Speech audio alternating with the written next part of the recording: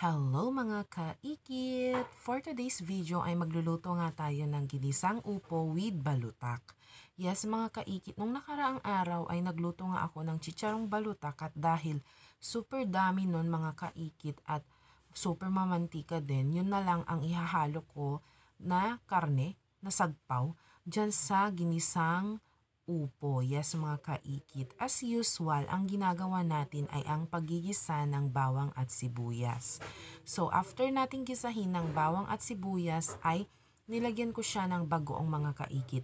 Yung iba, nilalagyan din nila mga kaikit ng ano bang tawag dito, yung alamang, yung shrimp na alamang mga kaikit. Yung iba din naman is patis. Depende sa inyo kung ano yung bet ninyong pangluto doon or panglasa. Yes, mga kaikit. So after that, nagdagdag lang ako ng 1 cup ng water para naman kumulo ng konti yung upo.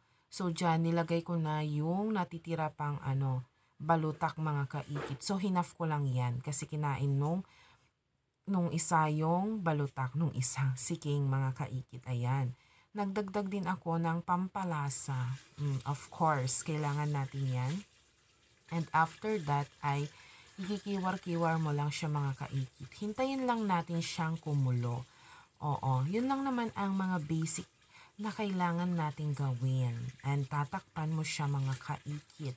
So ayan, alam nyo naman na yung mga step by step na mga ginagawa.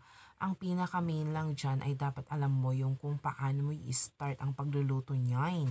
And super dali din lang yan mga kaikit kasi naman madali din lang siyang maluto lalo na yung upo at lalo na kung ganyan strip yung pinanghiwa ni mother ko dyan sa upo.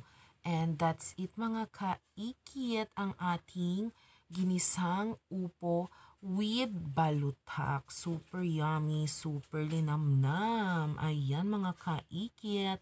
Happy lunch. May share ko lang kanya yung